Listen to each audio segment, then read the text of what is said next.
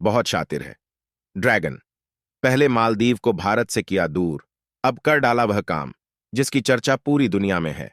चीन पहले पाकिस्तान को, फिर श्रीलंका को बर्बाद किया और आप मालदीव को बर्बाद करने में लगा हुआ है। मालदीव चीन से कर्ज पर कर्ज लेता जा रहा है और उन्होंने भी टाल मटोल करना शुरू कर दिया।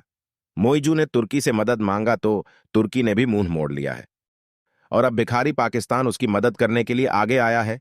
जिनको खुद को घर में खाने के लिए नहीं है, वह दूसरों को क्या मदद करेगा। राष्ट्रपति मोइजू को इंडिया आउट के कैंपेन चलाया था और वहां के जनता ने इंडिया आउट के नाम पर ही वोट दिया था। तो हम भारतीयों को मालदीव को समर्थन नहीं करना चाहिए। कुछ सबक सिखाने की जरूरत है। जिस चीन के बदौलत मालदीव ने इंडिया से पंगा लिया था, वहां के राष्ट्रपति ने सोचा भी नहीं होगा कि इंडिया से पंगा लेना इतना भारी पड़ सकता है। वह भी 2 महीने के भीतर ही चीन ने मुंह मोड़ना शुरू कर दिया है। पीएम मोदी के खिलाफ आपत्तिजनक टिप्पणी के बाद मालदीव बैकफुट पर है। मंत्रियों के खिलाफ एक्शन हो चुका है। दूसरी तरफ भारत में बॉयकॉट मालदीव के ट्रेंड से भी मालदीव घबरा गया है। वहां की ट्रैवल इंडस्ट्री ने भारत से माफी मांगी है और रद्द की गई बुकिंग फिर से बहाल करने की मांग की है। मालदीव की ट्रैवल और टूर कंपनी ने भारत के ऑनलाइन ट्रैवल प्लेटफॉर्म ईज माई ट्रिप से अपील की है कि मालदीव के लिए फ्लाइट्स की बुकिंग को फिर से शुरू कर दिया जाए। प्रधानमंत्री नरेंद्र मोदी के खिलाफ कुछ मंत्रियों की अपमानजनक टिप्पणियों पर मालदीव की तरफ से लगातार माफीनामे आ रहे हैं। मालदीव के ट्रैवल और टूर ऑपरेटर ने माफी मांगते हुए भारत के साथ संबंधों में सुधार की मांग की है।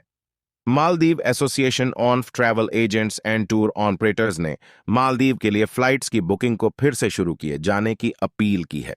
मालदीव संगठन ने कहा कि भारतीय बाजार मालदीव के टूरिज्म के लिए बहुत जरूरी ताकत है और हम चाहते हैं कि भारत के साथ मालदीव के संबंध सुधरें। उन्होंने ईज माई ट्रिप से अपील करते हुए कहा कि भारत फिर से मालदीव के लिए फ्लाइट्स शुरू कर दें।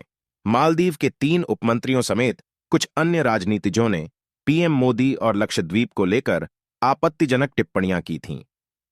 पीएम मोदी को लेकर टिप्पणी किए जाने पर ईज माई ट्रिप के सीईओ ने मालदीव के लिए सभी बुकिंग कैंसिल कर दिया था और कहा था आगे से कोई भी बुकिंग नहीं करेंगे। मालदीव की बुकिंग कैंसिल होने पर इसका असर मालदीव की टूरिज्म क्षेत्र पर पड़ेगा। बता दें कि मालदीव जाने वाले टूरिस्ट में भारतीय सबसे आगे हैं। पिछले साल के आंकड़ों को देखें तो करीब 2 लाख भारतीय वहां घूमने गए। हनीमून पर जाने वाले कपल्स के भी मालदीव एक बेहतर डेस्टिनेशन माना जाता है।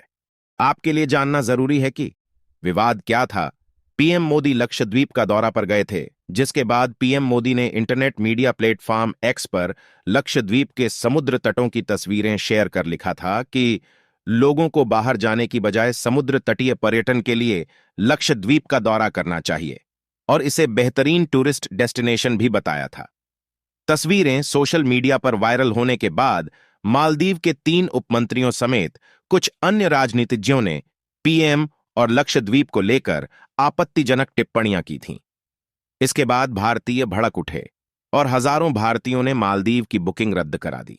मालदीव ने सैनिकों की वापसी को लेकर अड़ा हुआ है। इसके बावजूद भारत ने वहां का स्ट्रक्चर को और जोर जोर से काम शुरू कर दिया है। मालदीव के राष्ट्रपति मोहम्मद मुइज्जू अपने देश से भारतीय सैनिकों की वापसी पर अड़े हुए हैं। इसे लेकर दोनों देशों के बीच 2 बार उच्च स्तर की वार्ता हो चुकी है और आगे भी इस तरह की बैठकें होनी हैं। इसी बीच सैनिकों की वापसी को लेकर भारत ने बड़ा बयान दिया।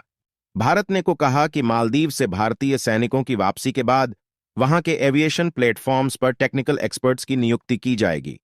मालदीव के राष्ट्रपति मोहम्मद मुइज्जू ने भारत से आग्रह किया है कि द्वीप देश में मौजूद अपने सैनिकों को भारत 10 मई तक वापस बुला ले। अब भारत अपने सैनिकों के बदले में वहां टेक्निकल एक्सपर्ट्स को नियुक्त करने जा रहा है। मालदीव से भारतीय सैनिकों की वापसी को लेकर दोनों पक्षों के बीच एक उच्च स्तरीय बैठक हुई, जिसमें कुछ खास बातें तय हुआ है। इस संबंध में तीसरी बैठक इस महीने में ही होनी है। उधर हिंद महासागर में भारत और चीन के बीच खींचतान अब चरम पर पहुंच चुकी है। दरअसल चीन पिछले कुछ सालों से भारत के पड़ोसी मुल्कों में चीन अपना दबदबा कायम करने लगा हुआ है। पाकिस्तान और नेपाल समेत धीरे धीरे श्रीलंका, मालदीव, बांग्लादेश जैसे मुल्कों में भी घुसपैठ कर रहा है, जो भारत के लिए चिंता का विषय है। लेकिन भारत भी चीन के मंसूबों पर पानी फेरने में कोई कसर नहीं छोड़ा रहा है। कुछ दिन पहले चीन ने अपने जासूसी जहाज के लिए श्रीलंकाई बंदरगाह पर प्रवेश की इजाजत मांगी थी। तो श्रीलंका ने इससे इनकार कर दिया था। उसके बाद चीन और मालदीव में इसे लेकर सहमति बनी और ये जासूसी जहाज मालदीव की तरफ रवाना हो गया। इसी बीच भारतीय नौसेना की पनडुब्बी श्रीलंका पहुंच गई, लेकिन भारत की समुद्री सीमा के नजदीक चीनी पनडुब्बियों की डॉकिंग का खतरा अभी भी बरकरार है। हाल ही में भारत ने अपनी पनडुब्बी आईएनएस करंज को श्रीलंका के एक प्रमुख बंदरगाह पर भेजा है, जिससे चीन के साथ साथ मालदीव को भी कड़ा संदेश दिया है। भारत का आईएनएस करंज उस वक्त श्रीलंका पहुंचा जब चीनी नौसेना का जासूसी जहाज जियांग यांगहोंग 3 मालदीव की तरफ बढ़ रहा है। आईएनएस करंज के श्रीलंका पहुंचने को भारत की बड़ी कूटनीतिक जीत के तौर पर देखा जा रहा है। चीन भारत के खिलाफ कोई बीडेढ़ मंसूबा बना रहा है। इसी मंसूबे के तहत बांग्लादेश में एक बड़े नौसैनिक अड्डे का निर्माण कर रहा है। भारत के लिए यह चिंता की बात इसलिए है क्योंकि चीनी पैसे और तकनीक के जरिए बनने वाला बांग्लादेश का ये नौसैनिक अड्डा भारत की परमाणु पनडुब्बियों के ठिकाने के काफी नजदीक है। भारत के खिलाफ किसी भी पाकिस्तानी गतिविधि में कहीं न कहीं चीन का हाथ रहता है।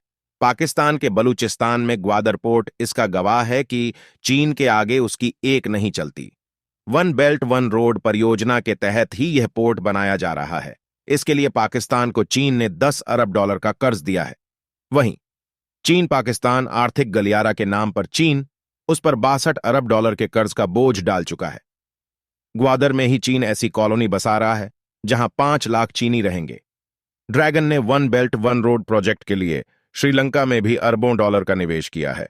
पहले तो चीन ने वहां के बंदरगाह विकसित करने के नाम पर लिए और फिर उन पर कब्जा ही कर लिया।